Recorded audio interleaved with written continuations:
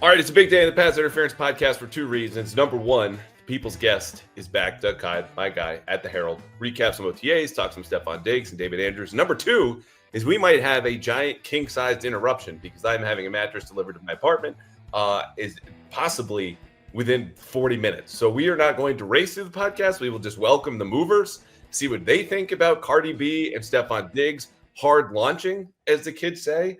But why wait for them? Doug, what do we make of Stefon Diggs and Cardi B off the top?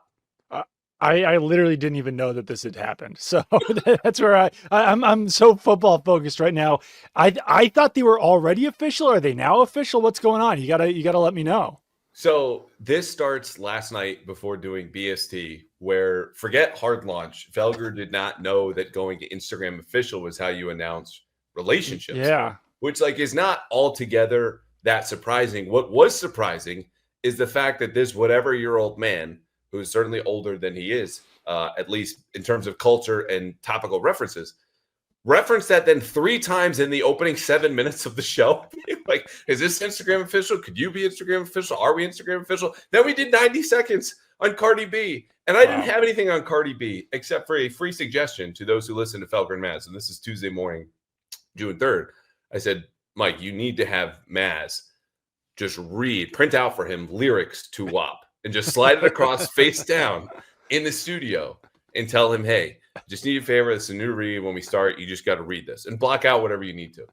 So anyway, he does that in between the breaks, reads it for himself. Never heard the song. Now a big fan and very happy to be Instagram official. So yeah, look, congrats to the happy couple. Yes, congrats to them. My only response when we did a segment on this was the bar right now is Jordan Hudson. So if she can just clear that, I'm fine. Like, it's not a thing until it becomes a thing. So I'm not worried. But I had curious if mid-November, they play the Falcons here or something.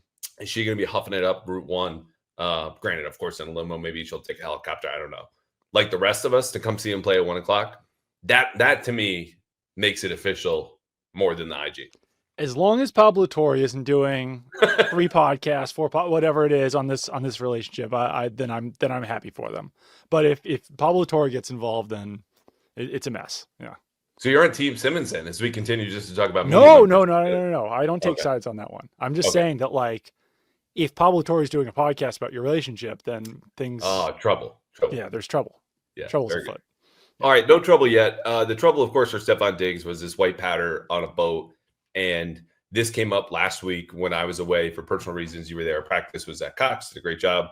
And then I was like, I had no idea this was going on. And you and I didn't really talk about it until yesterday when I was like, would you say in the Patch Chat podcast, which everyone should listen to, your answer was like, I just don't know how the video got leaked, but we stopped there. So what else would you have said that I just kept asking for your take on this? Yeah, I mean, like you just said, my biggest reaction is like, how do you allow this video to get out? Because I'm sure that this happens with pro athletes all the time, like these sort of situations, but you don't know about it or see it because a video isn't spread across the internet a day later.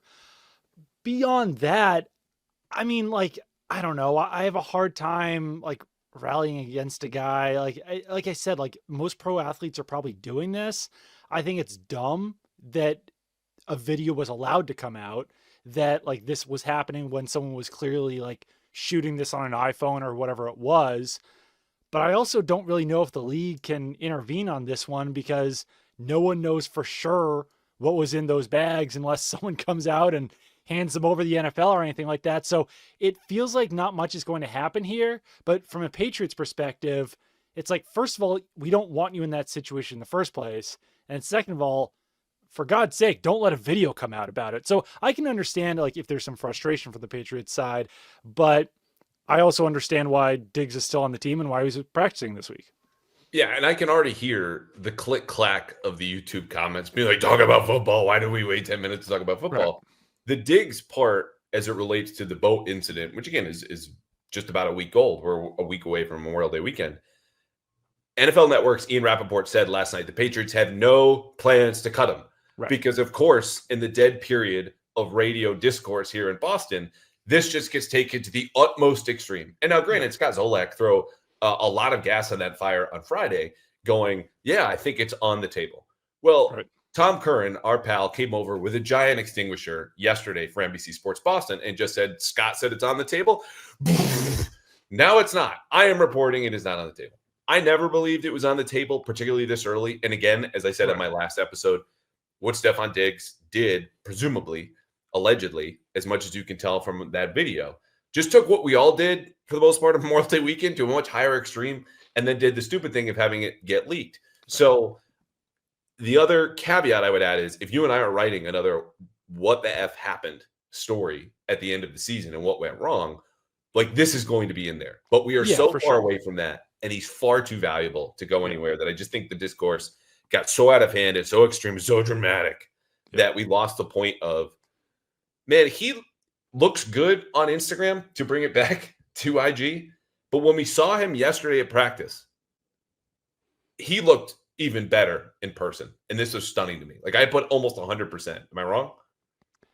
Yeah, I don't know if I would say 100%, but certainly almost. Like obviously he's still not out there in team drills, but we're watching him out there in individual drills. We're watching him during team drills when he's working off to the side.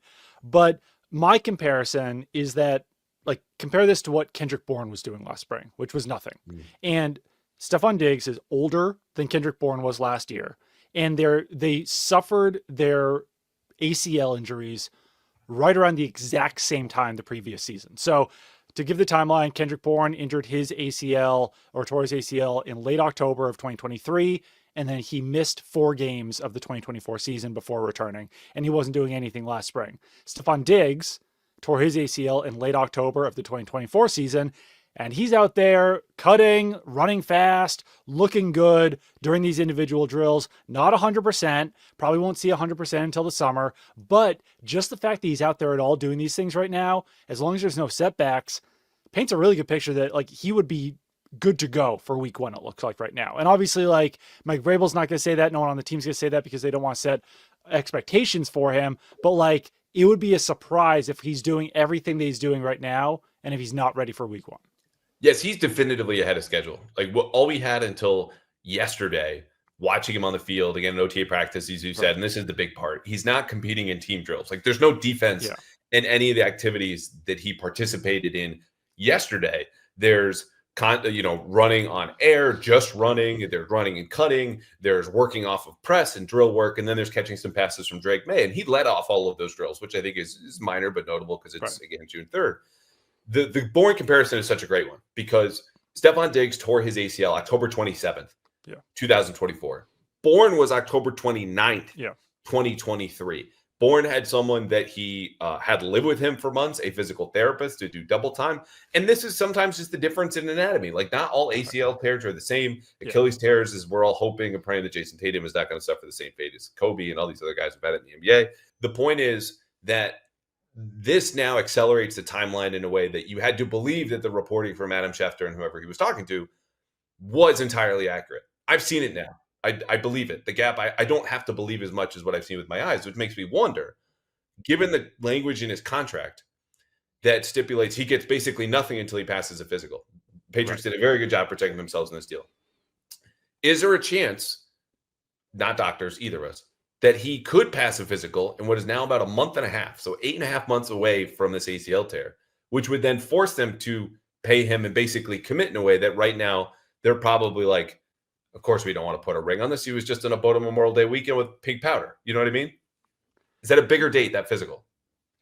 I don't know, because like when you sign him, I think you have to imagine that like he's going to be on the team. Like I don't think that you sign a guy to that contract and they're like, oh, like let's play it safe and see what, like, yeah, obviously they played it a little bit safe with this physical, but like if they had any doubts, then they would just like cut him now. I don't think that you're worried about this that much based on what happened on the boat. Like the guy's been in the NFL for how many years at this point? Like 10 years. Yeah. And he hasn't caught, like, he's obviously like, he's been a little bit outspoken at times, but he hasn't been like a huge problem on or off the field. So I think that you just have to trust in what you did, like believe in what you did when you signed the guy and act as if you want him on the team and believe he'll be on the team. So I don't know. I know that there's a lot of people speculating after the boat incident that who knows what his future is going to be. I never took it that serious. Like, I don't know. Like, they signed the guy. He's been in the building. He's been at practice. Like, you've got to imagine he's gonna be on the team in week 1.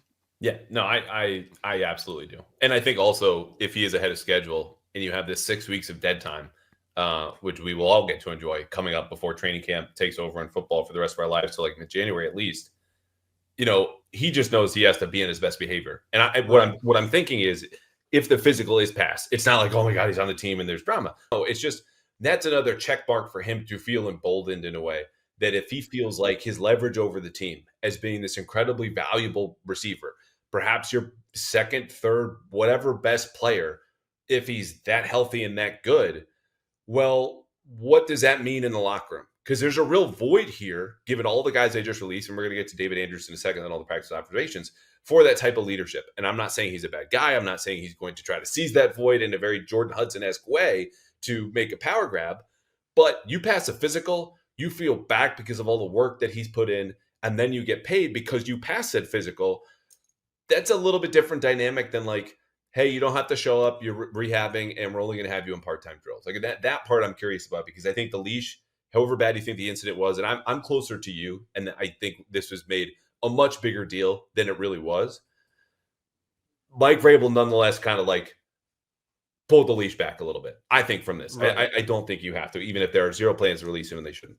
And I do think that, yeah, Diggs would be the unquestioned leader in that room based on the success that he's had throughout his career, his age. So yeah, there is a level of concern that like if there's no punishment whatsoever, then younger wide receivers on the roster could like feel emboldened or feel like they could get away with the same types of things. So that's what you want to avoid. So yeah, I mean, that would be the only concern.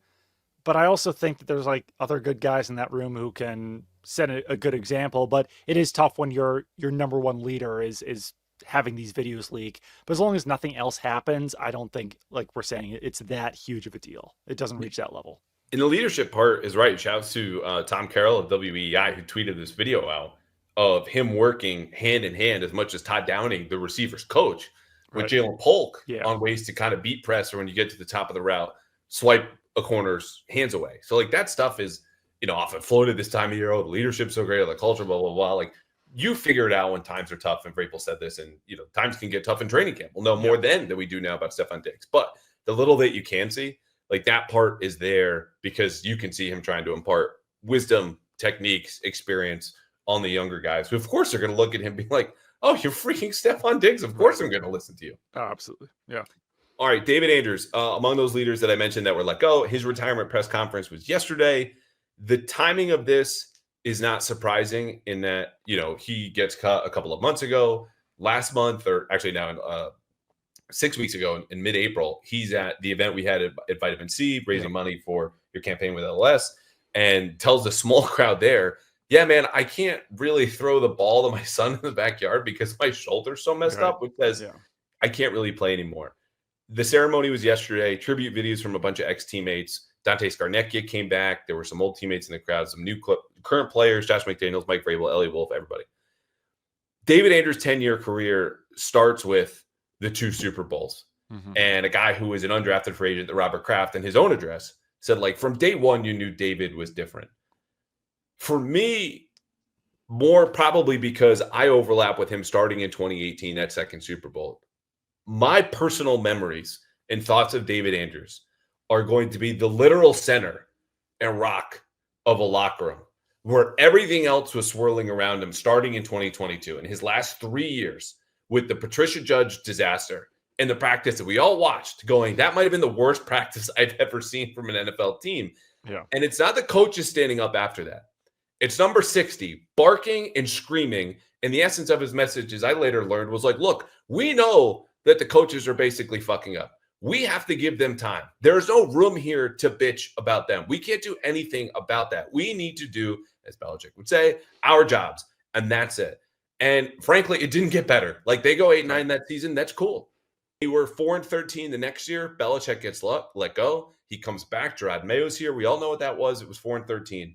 The leadership he showed in the example daily of the toughness and the culture, like that guy is as good of a leader.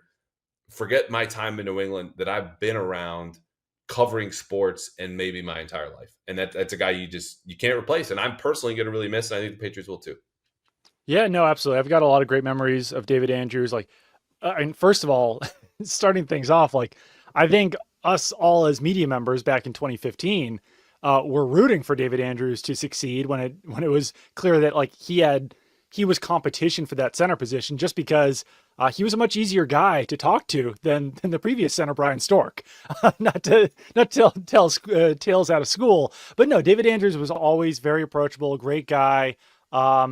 I left the beat in 2021 and 2022 to go to PFF for like a national gig. So I had a previous relationship with David Andrews. He knew who I was because I was in the locker room every day from 2015 to 2019, all that stuff. But when Hallie did get sick, when my daughter got sick with leukemia, like he was a guy in the locker room. He was really the only guy in the locker room who would like check in on me and see how I was doing and everything like that. So just from a personal standpoint, that meant a lot to me. Him coming to the event this off season meant a ton because he had already been released.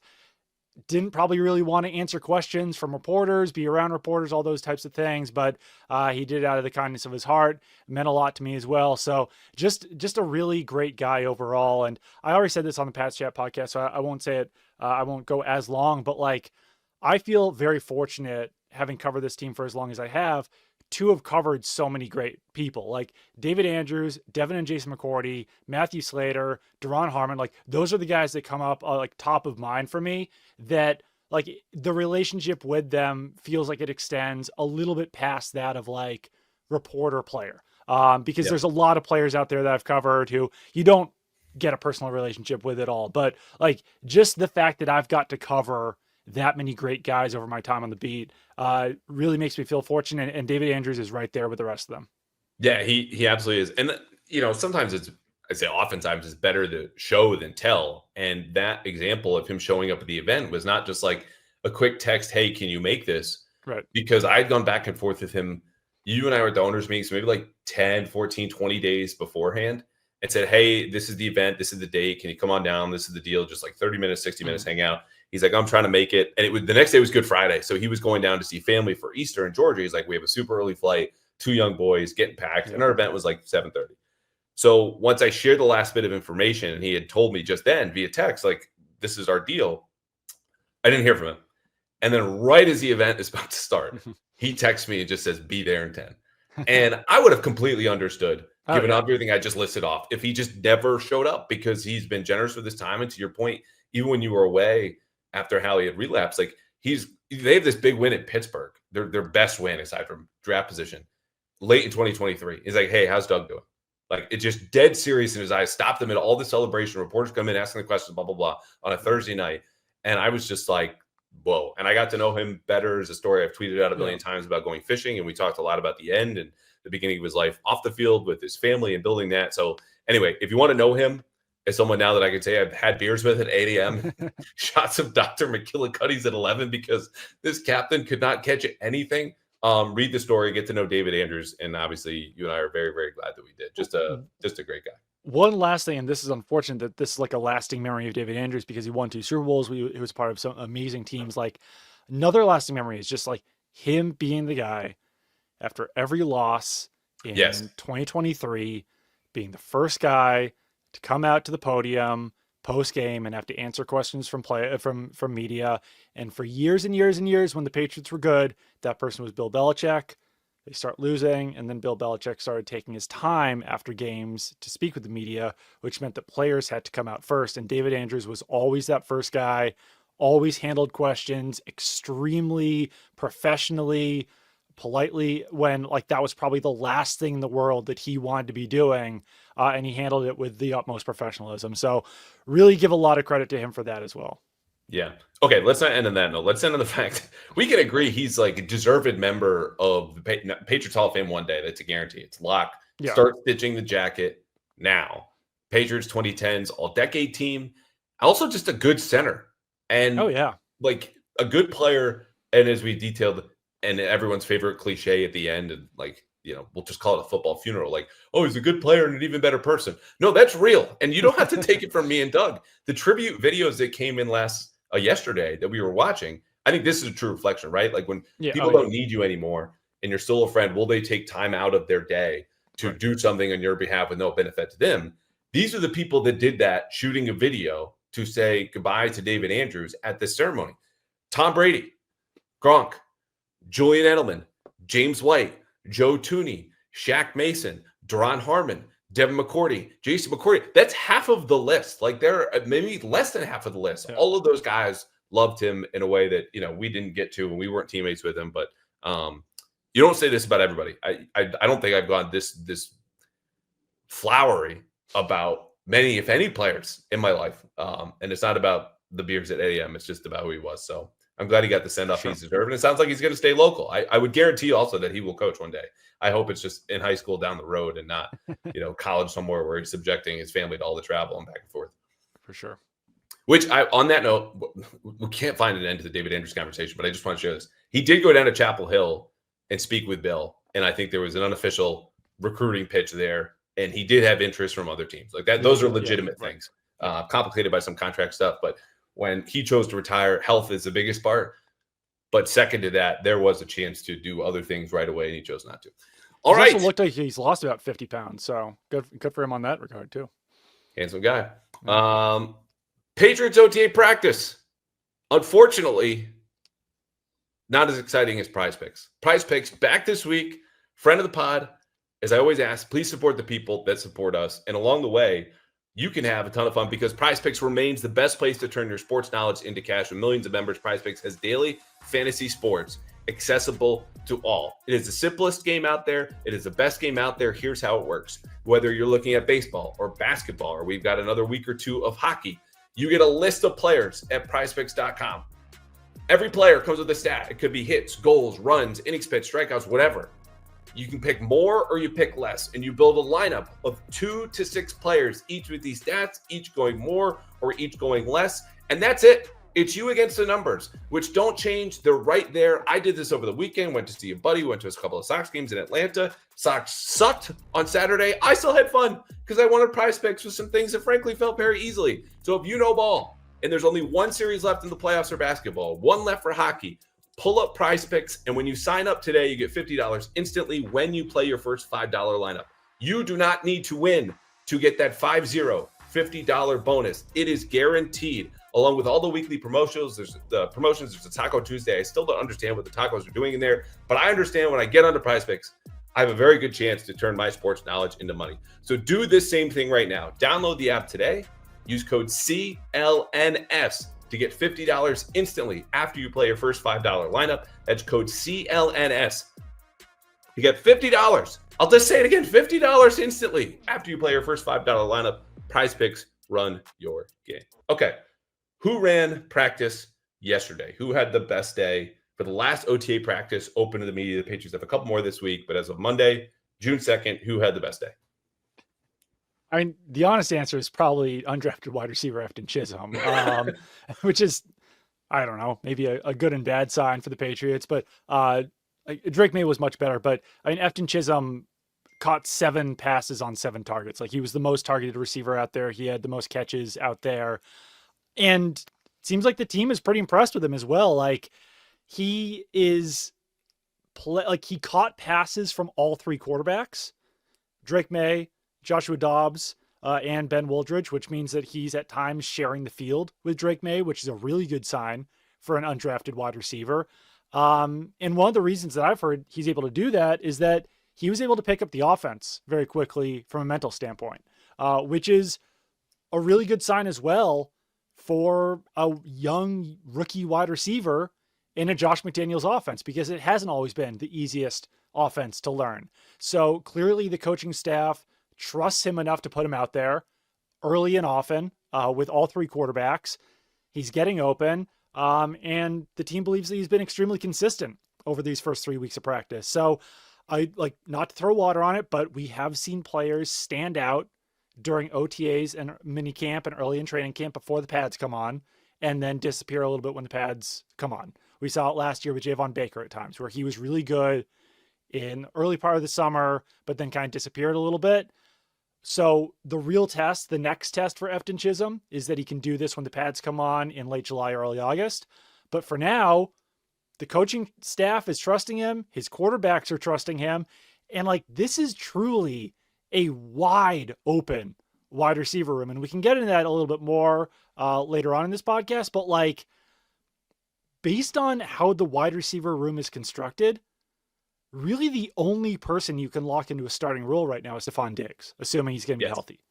There's really no, and it truly feels like everyone else on the roster is competing for those other two starting roles, including Efton Chism. So like I know it sounds insane for me to say like this undrafted rookie wide receiver could be a starter, but like anyone at wide receiver on the Patriots roster could be a starter right now.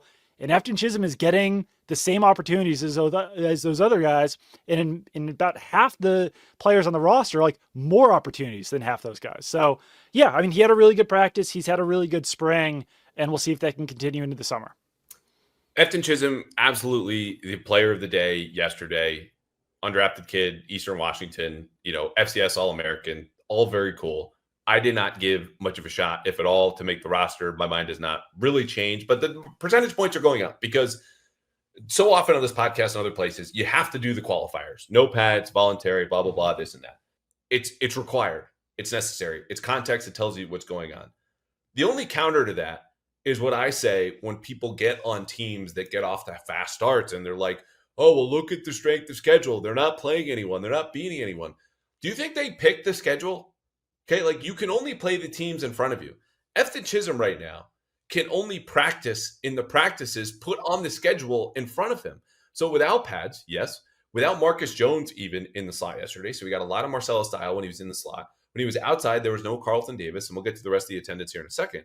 Like, he played really well. And the fact that they trusted him to be outside, which is a requisite in the Josh McDaniels system where the guys move from X and Z and into the slot, he performed, which I don't think he can live there in the NFL. This is a small guy who ran a 4.71. And even if you think the scout there had some personal grudge because he's dating that scout's ex-girlfriend or for whatever reason, like, it's still a big jump to go to like 4.65 and ask him to play outside of the NFL at 5'11" or whatever it is. The point, though, is the 7 catches on 7 targets, 1 from Drake Maye, and that he was ahead of guys like Javon Baker and has played better than fellow rookie Kyle Williams. This is not to project. It's just to say that in the preseason schedule, as it were, in front of Efton Chism right now, where there are no pads and it's flag football, he's looked great. And honestly, I don't want to do, there wasn't a close second. There wasn't. Like, Drake Maye had a good day. But we led off with the undrafted kid out of Eastern Washington. Yeah. Who are your 6 wide receivers if the season starts today? So he's not on them just here, just to start. Yeah. It would be Stefon Diggs, Demario Douglas, Kendrick Bourne, Mac Hollins, Kyle Williams, and then honestly pick from Jalen Polk, who I think would be the favorite right now, Javon Baker, Efton Chism, and whomever else. But the 5 for me are I feel still pretty good about. The interesting part is, though, do you think that if Chism does make the roster, like makes them an offer they cannot refuse, that means Demario Douglas gets traded or otherwise can't survive and function in the same receivers room as a guy who basically also will only play the slot?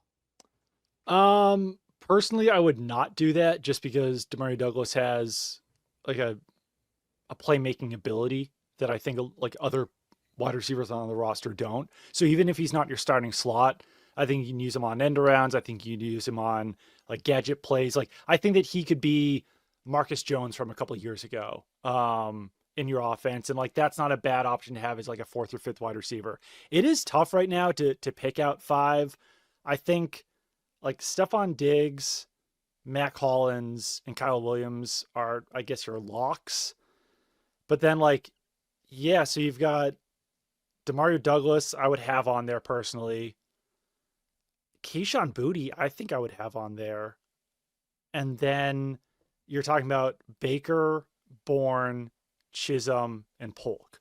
So like, we're not lying when we say this is like a crowded wide receiver group.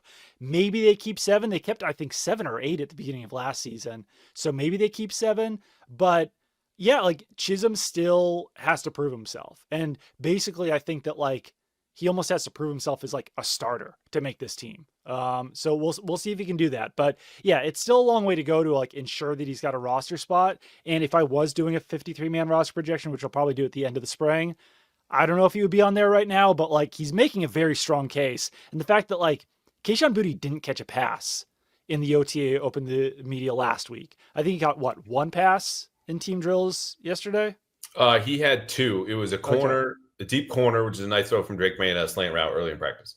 So he caught 2, and like Kyle Williams, like these guys are usually only catching like 1 or 2 passes or maybe 2 or 3 per practice. Like for a guy like Chism to catch 7, the context is important that like most of it was against Marcellus Dial or like backup cornerbacks, but still like no one else, I don't think anyone else in front of the media has caught 7 passes in one of these sessions. So it shows a lot, and we'll see what else it means over the rest of the spring and summer. But he's knocking down the door for a roster spot. While we're on the wide receivers, the other top targets yesterday were Douglas, who caught all 4 targets, and Travion Henderson, who had 3. And I want to get into the running backs.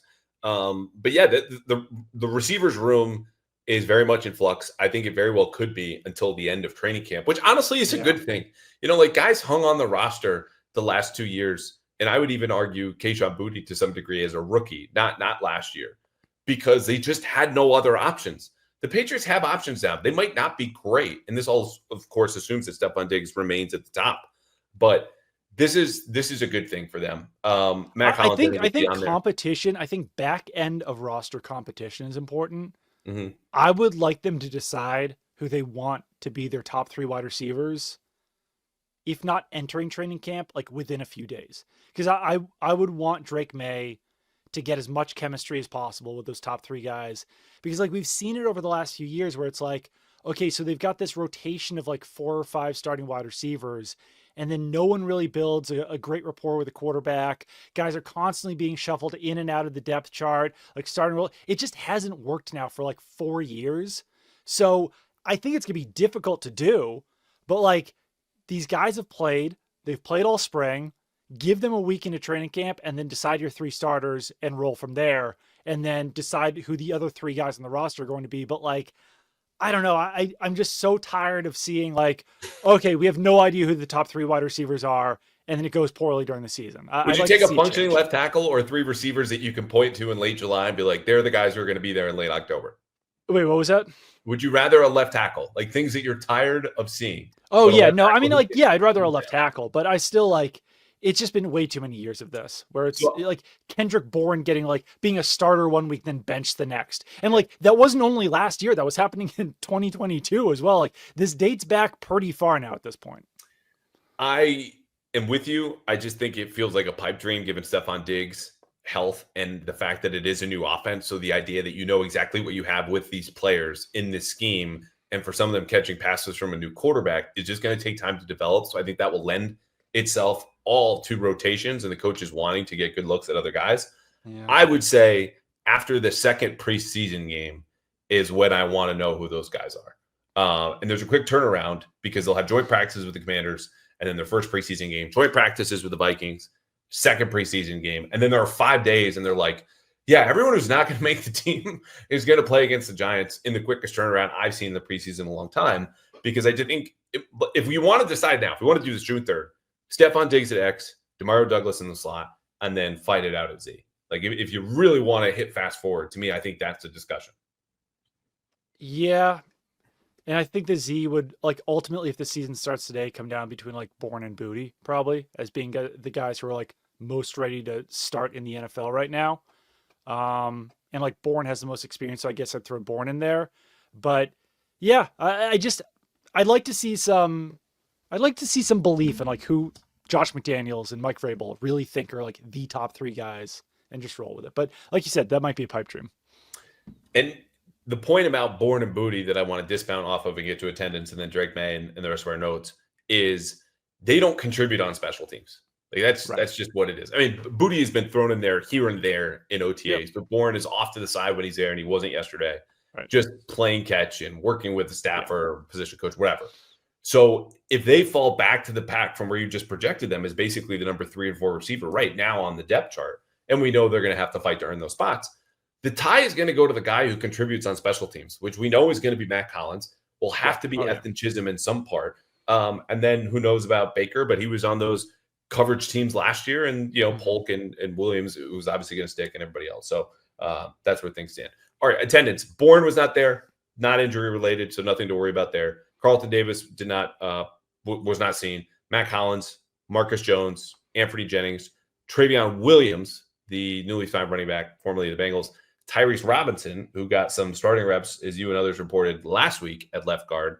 Jelani Tavai got hurt, and he went down for about a minute or two, clutching behind his left knee. So it's hard to tell from more than 100 yards away whether this was a high calf issue, maybe it was his hamstring, but it looked pretty damn serious because a bunch of guys were on their knees, helmets down. He gets helped off to a training table behind both of the practice fields and then just disappears.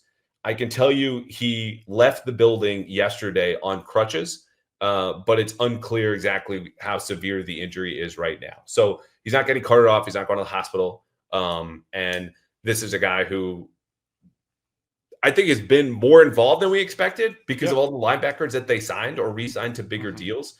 But those are the bigger deals. Limited with Stefon Diggs, Mike Onwenu, Kyle Duggar, Jalen Polk, Vadarian Lowe, Jared Wilson.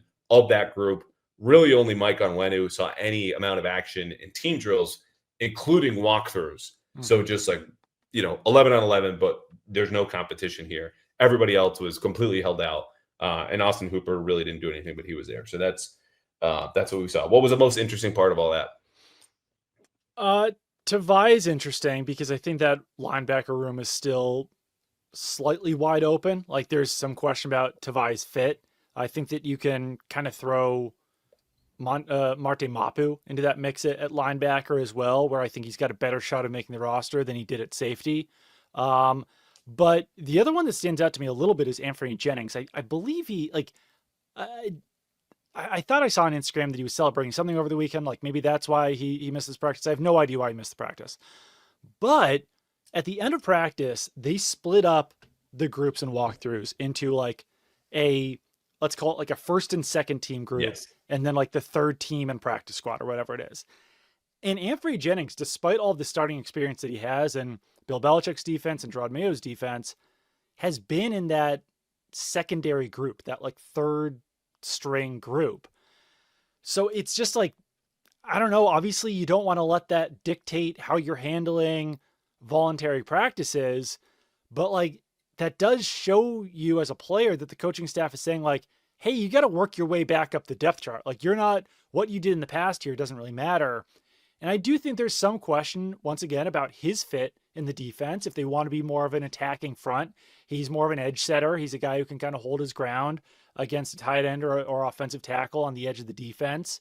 Not necessarily the greatest pass rusher, not the most like the greatest attacking player. So that one was a little bit curious to me. Maybe he's dealing with something, who knows what exactly it is, but like it's been pretty clear over the first couple of weeks of spring practices that he's a guy who has to still prove himself to this, I don't know, to this new coaching staff, because like they brought in Harold Landry, they brought in Caleb Von Chasen, Keon White's in there. They drafted Braden Swinson. I think there's a spot for Anfernee Jennings on this roster, but I don't know. It doesn't seem to be guaranteed at this point.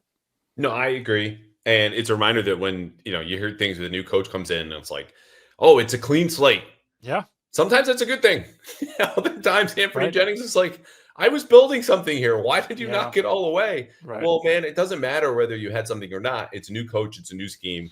And that man has all the power and will make the decision whether Anfernee Jennings is here or not, despite being re-signed just over a year ago. Okay, Drake Maye. This was the other big headline aside from Efton Chism. He had his best day of OTAs among those that have been open to the media. So the ones that we've seen are 3 out of 8 practices so far. 3 out of 7 practices so far. The 8th is today. Foxborough, 14 of 16. He started 5 of 5 in the opening team period, including a left to right crossing route that Christian Gonzalez tipped into the air, still found Demario Douglas. He had 4 other completions to 4 different receivers, a stick route, a swing route, a comeback, and a slant. Kyle Williams, Keyshawn Boutte were in there. Next period, takes a sack, throws the ball away against pressure and a couple short completions. Then he starts to get going. And this I'm going to bring up in a second, but it's not just that he got more aggressive, but aggressive with plays that they were running. In the third period, hit Boutte on the deep corner route that we already talked about. Chism and Douglas on dig routes over the middle. Douglas did a really nice job of coming back to the ball, which is different for him multiple times last year, just losing completions because he wasn't aggressive enough.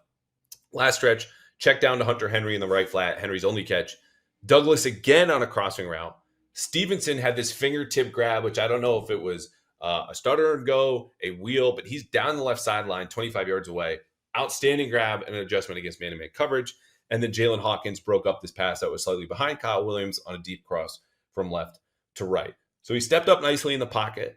The reason that I liked yesterday's performance and ultimately gave it a B+, and I don't care to elaborate, it's just what it was and how I saw it, is they were running plays that were not only new to him, right, but basically new to Josh McDaniels. Yeah. So here's the quarterback making adjustments in sights, and some of this has to do with personnel, other has to do with formations. We can't get into big specifics, but this is new stuff for Patriots fans, okay? Even those who watched every snap of the Josh McDaniels era.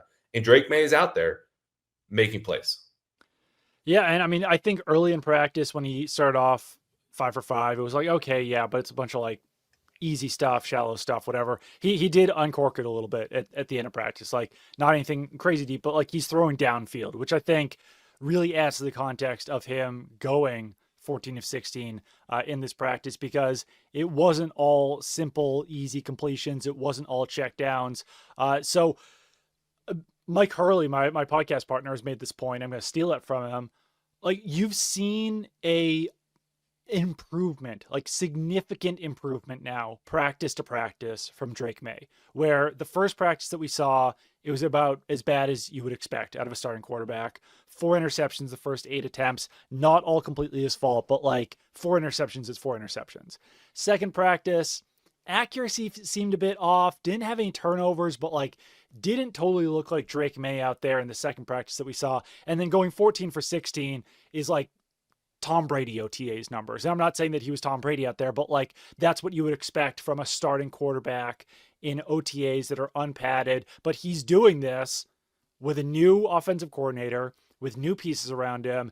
And as you mentioned, plays that even the offensive coordinator isn't used to running. So yeah, I think B+ is fair. Like he could have been slightly better. Like the pass that was behind Mario Douglas, he was probably a little lucky that wasn't picked off by Christian Gonzalez. And he was definitely lucky that went for a completion, because like usually when the defense gets their hands on the ball, you're not catching that.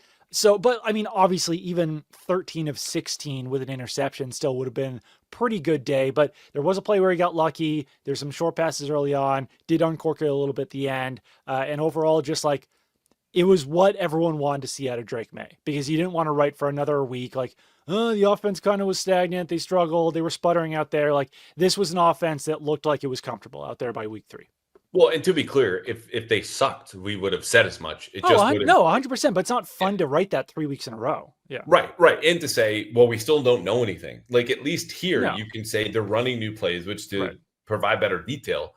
We spoke with the assistants before practice, and remind me or put a pin in this in case there were any comments that we didn't talk about already that we should definitely bring up before the episode ends. Josh McDaniels, when I asked him, hey, I don't know if this is fair, but can you put a number, like a percentage on the chunk of the playbook that's new to you because you're getting stuff from Thomas Brown and Todd Downing and Doug Marrone and not a bunch of fellow Patriot acolytes? And he's like, oh, I can't really do that. Talks for another minute. He goes, it's a good chunk, though. Like, there's stuff I'm familiar with. I can put it up on the chalkboard, but the idea of installing and implementing it, he doesn't really have that experience. So that's what I talk about when things are new, even to McDaniels, and Maye is just fine, which I would also say this progression that Hurley noted, you copied, and now I'm going to copy and paste again, mirrors what we saw in training camp last year. Like 2 weeks into training camp, you go back and read those articles, okay? Drake Maye was not good. That was a fact. You can ask me, you can ask Doug, you can ask any fan who was there every single day. Just did not look great. By the end of training camp, obviously there was some clamoring for him to start week 1 because he was the best quarterback on the field. He's a special kid. And it's not just because of the arm or the mobility, but it's the processing. And so we're still learning what this new offense will look like. But even the newer parts, he's picking up in a way that's evident when McDaniels tells us, and this was one comment at least, he's not repeating mistakes really. Mm-hmm. Okay, we don't have to trust that. We can see it. Yeah, and Josh McDaniels also didn't seem concerned about like the outside pressure that's on Drake Maye coming in this season after the season they had last year, that he needs to be better this year. And I talked to Thomas Brown, I talked to Ashton Grant. They both said that they feel like they've got a lot of say in what the offense is going to look like, and in the way of like shaping this offense. It's not just Josh McDaniels coming in and saying like, hey, this worked for me. We won 6 Super Bowls with this offense. Like, let's keep rolling it out there. I think that the point of bringing in all of these offensive assistants that Josh McDaniels had never worked with was to add different elements to the Josh McDaniels offense.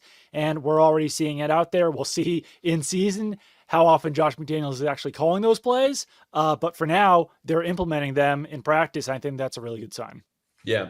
Quickly on Joshua Dobbs, because he's the backup who thus far has, I would say, underwhelmed a little bit. He had a good day. Like let's be clear. Yeah, for sure. 11 of 13, and he pretty much lived within 10 yards of the line of scrimmage. Yeah. His offense, we'll call it the second team unit, had to reset upon getting to the line and then coming back to the huddle a couple of times early in practice. But, in addition to the screens and the checkdowns, like a good day for him that should be noted. You want your backup quarterback to be playing well. This is not a competition between him and Drake Maye. He's there to be the emergency, and you would at least like the getaway vehicle to not have a flat tire. So far, things are doing okay. And I would say that he was utilizing a lot of short passes over the last 2 practices as well, and not hitting them as frequently. And with a backup quarterback, you don't really want that guy to uncork it too often if he comes in the game. So this is probably what the offense would look like if Joshua Dobbs is in there. Yeah. All right. Let's rip through my studs and duds and then offense, and you'd add anything that I missed or pick something that you want to expound upon. Drake Maye was a stud. Josh Minkins, who's undrafted rookie safety at Cincinnati, picked off fellow undrafted rookie Ben Wooldridge with the third team offense. Only interception of the day and made a nice return. Duds. Jaheim Bell. A lot of mailbag questions about Jaheim Bell. People who've asked those are going to be disappointed. He had 2 drops, and he caught just 1 of 5 targets, and he had another among those, in addition to the drops, 1 of those 5 hit his hands. It was a bit wide, didn't call it a drop, but he's only working with Dobbs and only working with Wooldridge. He has an uphill climb, in my opinion, to make this roster. Again, really playing because Austin Hooper was just chilling, and even then, Jack Westover, practice squad member a year ago, was playing ahead of him. John Parker Romo, incumbent kicker, another practice, more ground that he lost. He was 2 of 4 in kicks between 33 and 50 yards. Meanwhile, Andre Regales, who you're probably rooting for at home, was 4 of 4 on those same kicks between 33 and 50 yards. Running backs, I like what I saw from Andre Stevenson. 2 catches, 2 targets. He ripped off a long draw. He had that catch that I already described. And impressed, rotated a lot with Travion Henderson and Antonio Gibson. Henderson still has some strange drops, mostly like early in practice. I don't know if they're focused. I don't know what's going on.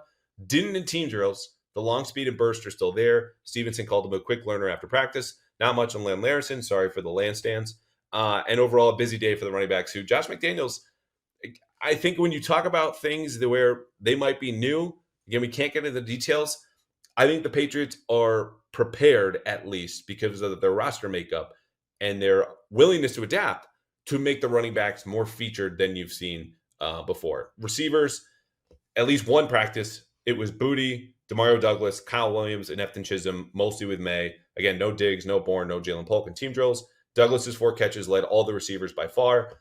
Kyle Williams, to me, is still making catches on the same routes. It's not reason for alarm, but his first target was on a comeback route. They're all outbreakers. They're close to the sideline where he can threaten defenses with his speed. The breakups, as we saw, and this wasn't a great pass, but are on crossing routes. And Jalen Hawkins came over and batted this away and actually knocked him down. And Vrabel talked to Hawkins. But the point is, you'd like to see him have higher success rates on other routes like you did see in college. We talked a lot about Chism, tight ends. Again, not much here. CJ Dupree had 2 catches, including the first long ball of the day from Wooldridge. Offensive line, Will Campbell. A battle between Cole Strange and Wes Schweitzer, seemingly at left guard. My guess would be the rest of the line is Garrett Bradbury, Mike Onwenu, and then Morgan Moses, who's a little bit more involved, and Caden Wallace was kind of the swing tackle there. Yeah, with Bell, I would actually there was 4 incompletions that hit his hands, because there was the one that Monty Rice broke up as well. That's right.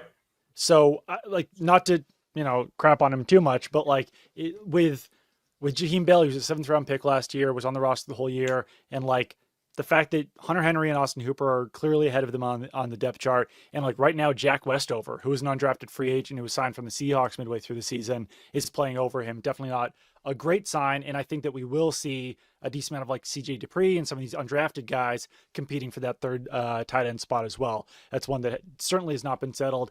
And yeah, left guard certainly looks like currently right now, Cole Strange and Wes Schweitzer, leaders in the clubhouse. Like Tyrese Robinson was getting some reps there as well. But one guy that maybe we're just missing it, maybe we haven't seen it yet, maybe we'll see it at minicamp, but like Layden Robinson, who I think a lot of people assumed would be like the front runner for that left guard spot, has not been in the mix. He's been in the mix with like the third stringers so far.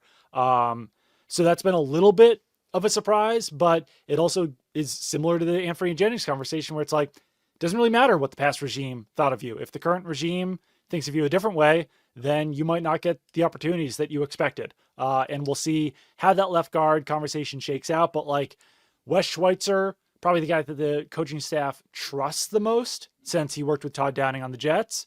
And Cole Strange, with that first round pedigree, probably still has the highest upside out of anyone else on the roster as a left guard, despite the fact that he never really flashed it in his first few seasons in the NFL. Still a guy who's got some potential. And if you want like the best possible offensive line, he might be your guy at left guard. But seems like that could be a competition that goes into training camp to figure out that spot. The Layden Robinson point is a great one to bring up because, you know, I think people on the outside are rooting for him. And I don't know if there's a Layden Robinson or not. But the point is, you say, oh, he played last year, and they want to be physical. He's physical. They want to run the ball. He's a great run blocker.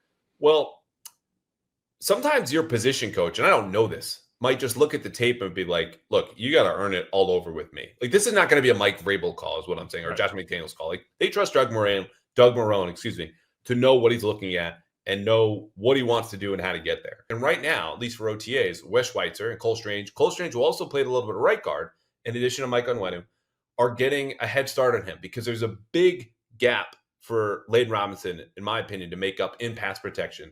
And he might make the year two leap and might prove all of us wrong. So it's not a bad thing he's down there. But I would just say before you jump to conclusions here or there, like these are position coaches' calls. And I think for OTAs, as I said last week, like Wes Schweitzer's going to start with a bump because he's a veteran. Yeah, he knows Todd Downing. He also is going to know the playbook better than the young guys. And if you just want everyone to have a shot to show what they can do, know where to be and what to do, you start with the veterans. Because if Layden Robinson screws up or someone at left guard and you get straight pressure up the middle to Drake Maye, well, that rep is lost for Drake Maye. You don't want that. You want guys who at least be able to be the pieces in the puzzle. So you get a look at the whole picture and whether you like it or not. So I'm glad you brought him up. But I don't know where that left guard position is going to go. Like that also might be a position battle that goes till the third preseason game. Yeah, I think it very well could. And yeah, no, I mean it's we'll see how that all shakes out because Jared Wilson could be in the mix in there as well. Some other guys could do. So yeah, and he's been limited. Third round center / guard, and they're pretty intent on keeping him in center for now, which I think is smart because he's not developmental player, but a player who got drafted as highly as he did, not because he played a ton of football at Georgia, but he's super athletic and played enough. So that makes sense. I know you've only been at 2 practices, but you know how Morgan Moses works with younger players after practice? Yeah, I kind of want to do a story about it, which is now me volunteering to any fellow beat reporters who listen to this, of which I know there are a few. Please do not steal this from me. This is me copywriting verbally that story idea. I know you just mentioned Caden Wallace. Was Caden Wallace a full participant in this practice? He was, right? Yes, I can tell. Yeah. So, I mean, it's Morgan Moses has been working with a lot of guys after practice, a lot of young guys, but it's mostly been so far Will Campbell, DeMontre Jacobs, Marcus Bryant, and Jack Conley. So, I don't know. Caden Wallace is another young player. I think that ideally you'd want him to be your backup right tackle, but another guy who kind of probably has to start from scratch with this new coaching staff. And one last point on Layden Robinson, Gerard Mayo adored Layden Robinson. Yes. Like he would be overt with his praise on Layden Robinson. So I think that's probably a decent reason why Layden Robinson got as many reps as he did last season, is that Gerard Mayo truly believed in him. And if the new coaching staff does not feel the same way, then I don't think he will get those same opportunities. because of how much he struggled last year in pass protection.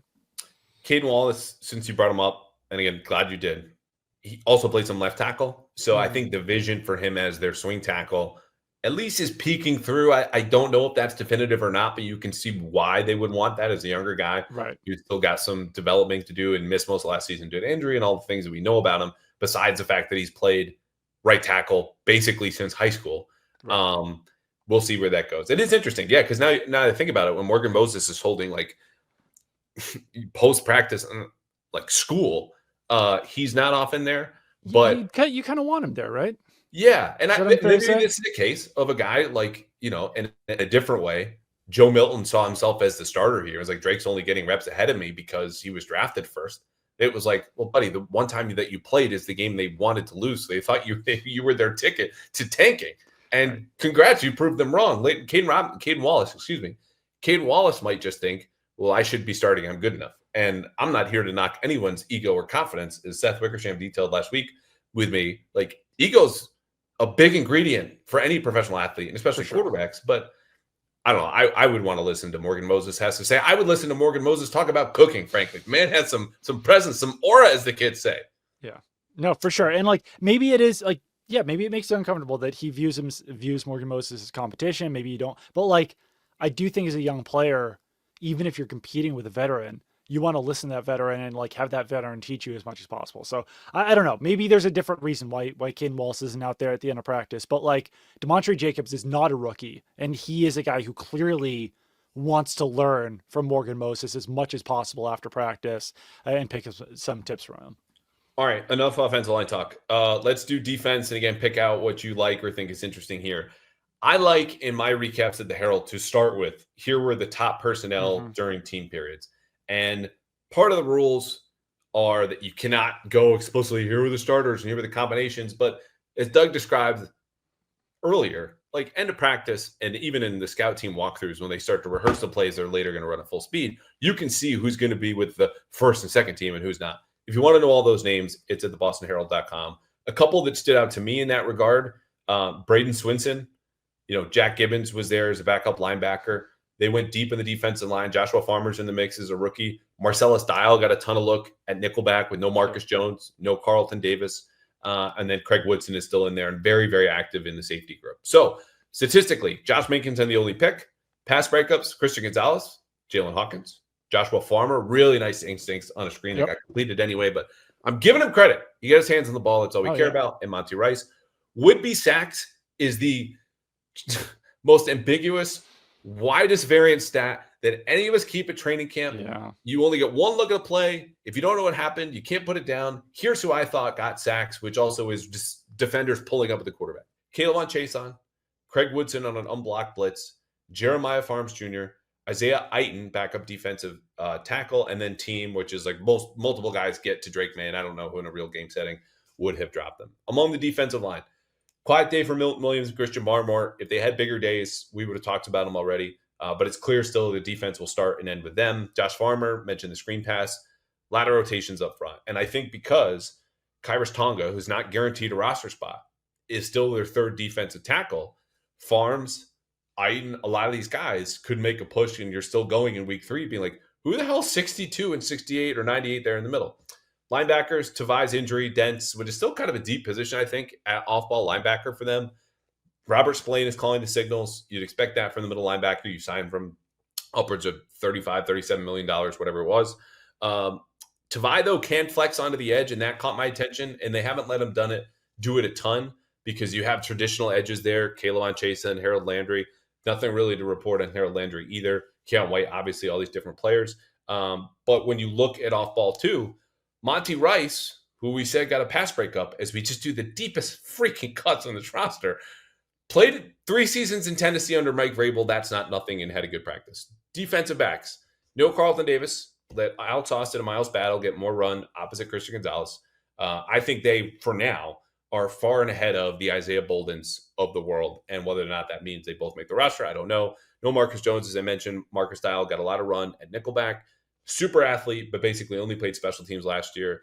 The safeties, Duggar's not in team drills, still coming back from the high ankle. But Jabril Peppers, man, is ready to hit some people and would have absolutely smoked Travion Henderson on a short 6-yard completion over the middle. One of those whoo-hoo that you hear from defenders as they sprint by the guy they otherwise would have absolutely obliterated. So he fits this defense, I think, more than he's giving credit for. Craig Woodson would have dropped Maye on a sack.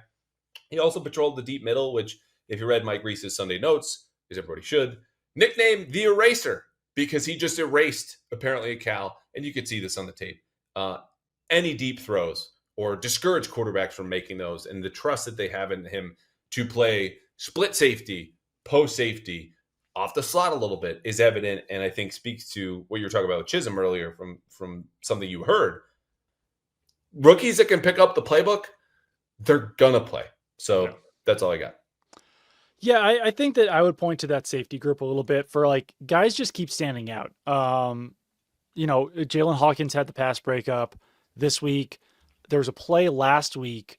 It was a deep ball, I think, to Javon Baker that Del Pettis just like covered it perfectly as a safety. And like coaches on the sideline were like shouting it up for Del Pettis for covering it so well. So like those are two guys who have stood out in the last 2 weeks. As you mentioned, Josh Minkins had an interception. So he's another guy who's showing positive strides so far, but like it's a really tough group to make your roster cuts because like you would assume Kyle Duggar, Jabril Peppers, Marcus Epps, Brendan Schooler are all like locks or close to being locks. Do you think Epps is a lock? I mean, I don't know. Like I guess like you do. You just said it, but I didn't say lock. I said like close to being locks. I mean, he's probably making the roster. Like I don't know. Like I'll find his contract, but keep going on him because we haven't. I think he's got like $1 million guaranteed or 500,000. So it's like he could be cut, but like you don't necessarily want to cut a guy with guaranteed money. Then like Craig Woodson looks like he's making the roster so far. So that's 5 right there. And then you're throwing in Hawkins, who was re-signed, Del Pettis, who had a strong rookie season. I guess Marte Mapu, if you're including him in the linebackers, then he doesn't need to be included. But like Josh Minkins, who had a good play, is like 8th on the depth chart right now. So it's not necessarily like the strongest group, but it does go very deep into players who can actually contribute in the NFL. And it's going to be really curious to see how that entire group shakes out. Like who winds up even being the starters. If Craig Woodson keeps playing this well, and if he can erase the middle of the defense, then like maybe you feel more comfortable with him as a free safety over a guy like Duggar or Jabril Peppers. So just another position that seems like it's still being sorted out a little bit. And I can't see them keeping 7 guys, but currently there are like 7 guys who are worthy of roster spots on this team. Do you think that puts heat on Duggar and or Peppers? I think it could. Like, I don't think that they necessarily want to cut or trade those guys, but last year they felt like they could survive at safety with 2 guys who were traditional strong safeties by having one of them play free safety. And like, it went pretty well in 2023.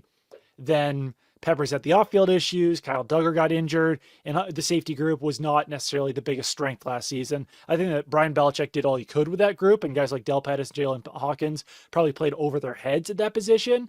But yeah, I mean, like if Vrabel and if Terrell Williams and if the Patriots defensive coaching staff doesn't feel comfortable using either Kyle Duggar or Jabril Peppers as a free safety, then you're talking about one of those guys being that third rotational safety, box safety, hybrid linebacker, whatever it is. And you're paying a lot of money for a guy who's not necessarily a 100% of snaps a game type of guy.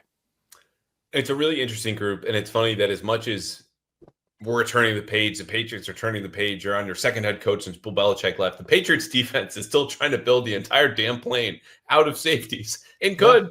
Like I am more doubtful about Epps' long-term viability, but if he does stick on the roster, and again, he's someone who's traditionally been a box safety and had some a good year in Vegas, I think, after he got traded from Philadelphia, but then that does put pressure on Peppers and Duggar, who make a lot more money, and there are some complications if you were to trade them, as there were rumors last year, and obviously it didn't happen, and the Patriots are in a much different situation than they are now.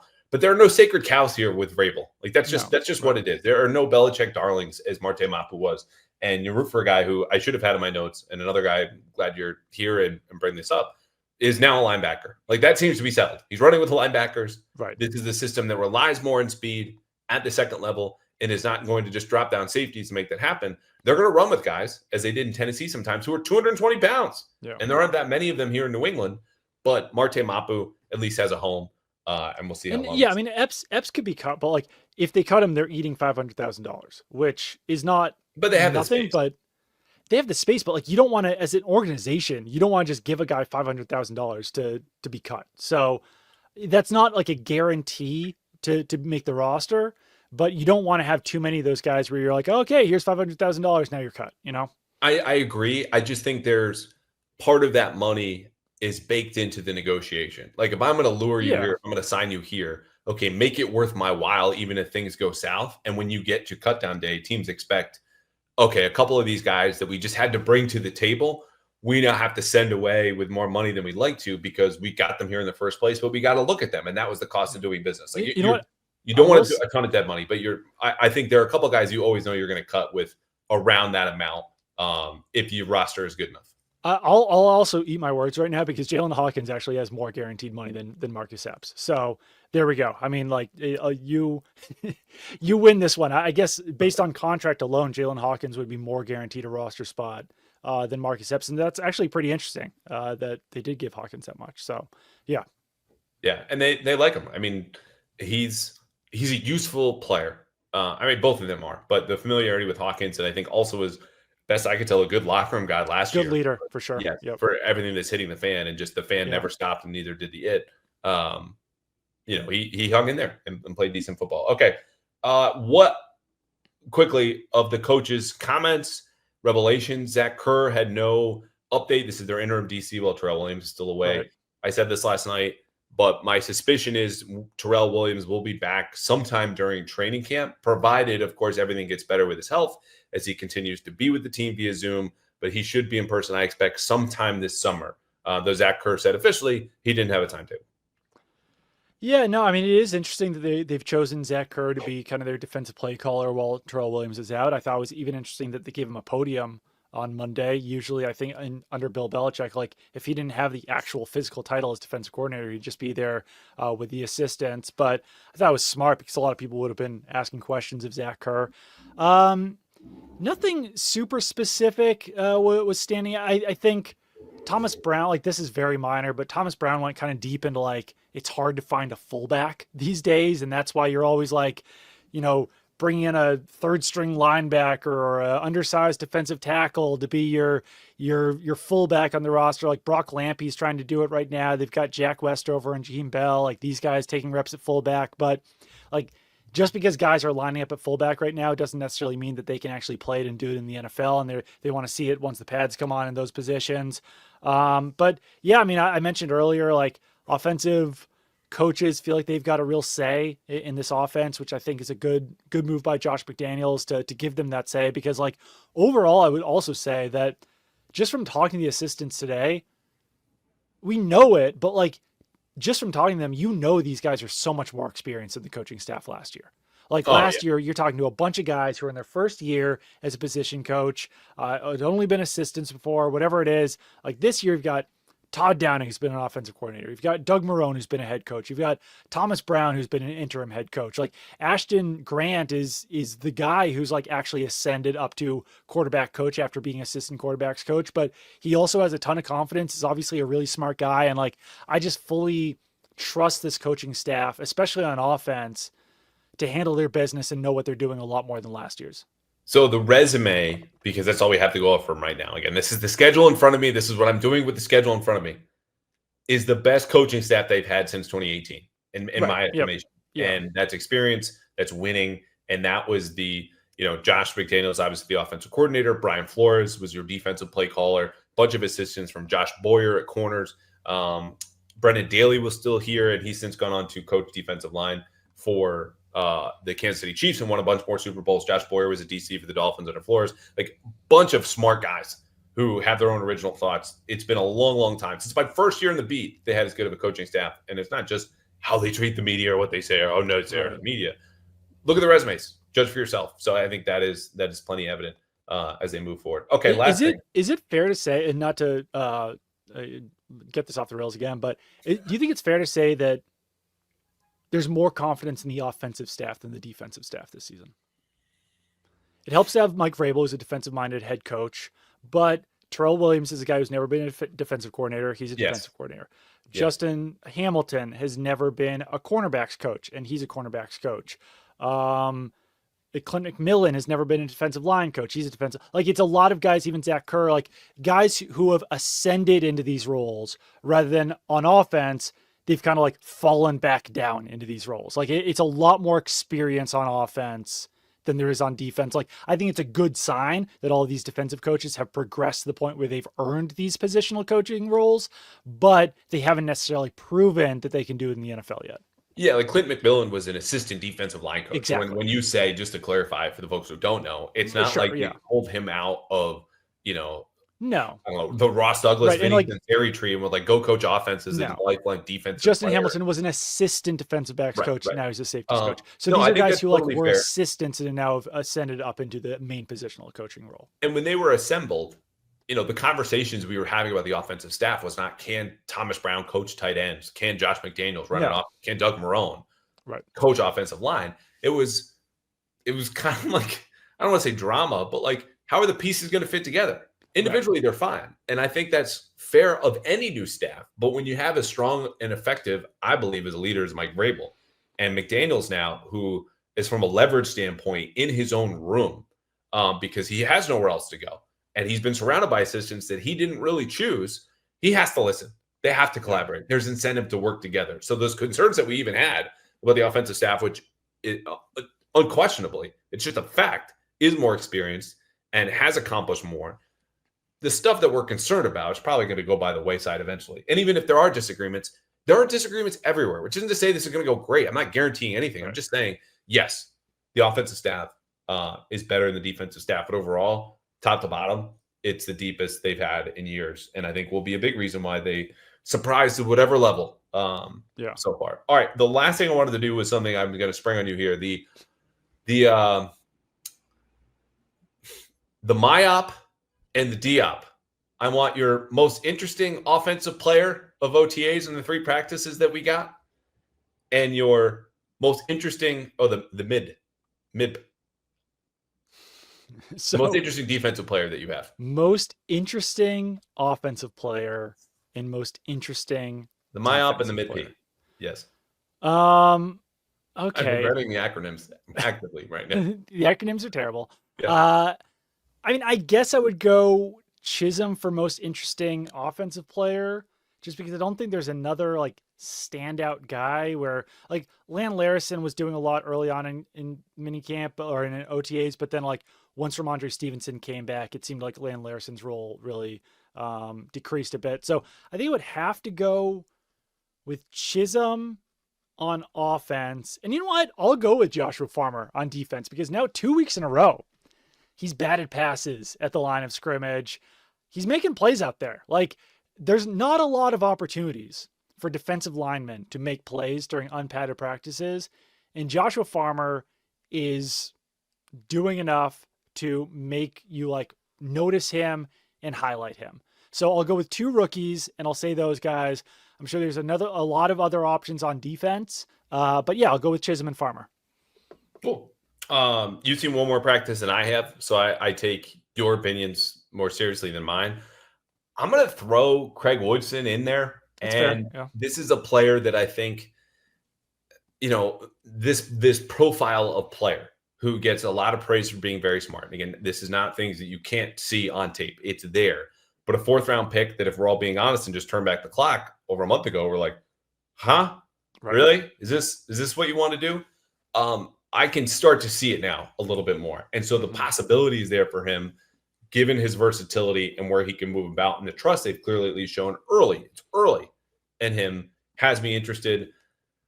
Chism, I think, by default has to be the answer here. Certainly none of the tight ends. Trayvon Henderson can make a pick, but we were already pretty intrigued by him as it is. The offensive line is what it is. And again, that's another position, padded practice. There's only so much you can show. We're always paying attention to the quarterbacks. And then you're really left with the receivers. And among those receivers, it's the little kid out of Eastern Washington. Little kid, he's 5'11", who's bringing his lunch pail, is playing with plenty of grit and giving it all he's got out of Eastern Washington. So, yeah, congrats. Shocked you didn't shout out your guy Miles Battle as the most interesting defensive player. I feel like we've lost so many people on this podcast for like 10 seconds being like, who the hell is Isaiah Eiten? So there are only so many deep cuts that people can take. Though the Miles battle has me intrigued. I'm going to wait. I'm holding on to him for training camp. Always have a Converted couple wide of guys. receiver in college. Taking the Richard Sherman approach. Look, you love the corners with ball skills because even if they get beat, the next rep, they have a better chance of getting a pick than the next guy who has no ball skills. Tall and fast. Yep. Yeah, and he's getting a lot of run next to Alex Austin. So he's the runner-up for the mid-P.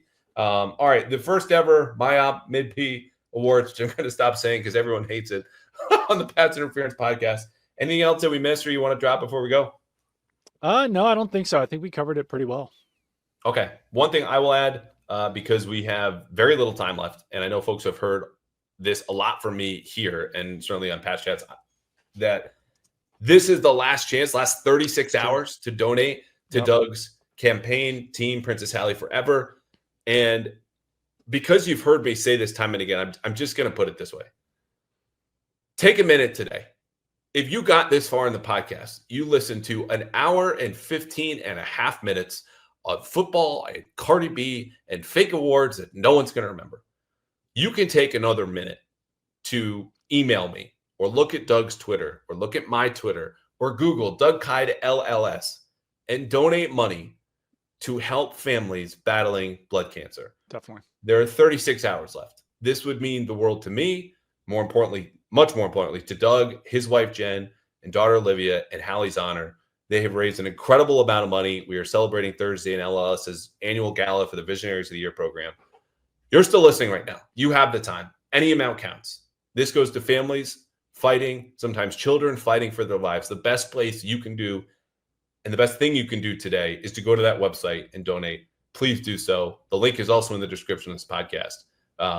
And I just really appreciate everyone who's done so already, because when I say it means the world, there's not much more since I joined the team and you were kind enough to invite me that's given me more gratification than seeing the kindness and generosity of strangers to, again, what is among the best causes possible out there. Definitely. Yeah, we've got an amazing amount of donations so far. And yeah, either click on the link in the podcast description, go to Andrew's Twitter, princesshallyforever.com is another way you can donate. So yeah, our goal is to make sure that other families don't go through what we had to go through with Hallie, and that we can eventually find a cure for these blood cancers, get new treatments, get new trials. And yeah, that's our goal. We want more research for leukemia, for lymphoma, for blood cancers, and hopefully with the amount of money that we've raised, we can help make an impact. And any donation helps it all, whether it's $5, $10, $100, $1,000. Everything matters. Everything counts. Everything brightens our day by getting that email in our inbox that says that somebody donated. Well, I just got an email that popped up here on my phone. It says the mattress movers are going to be here in 2 minutes. So if that is not there, we go. Timing, we don't have to ask them about Cardi B or the Patriots OTAs. Doug, thank you as always. It's a treat and a treasure and a pleasure to work with you generally, but especially in these podcasts. And so everyone listen to Patch Chat, read us the Boston Herald. We will have start to finish coverage of Patriots minicamp next week. I will have a mailbag episode later this week, so start to think of your questions. Again, please donate to Doug's campaign, and I'll see you soon. All right. Sounds good. Thanks for having me.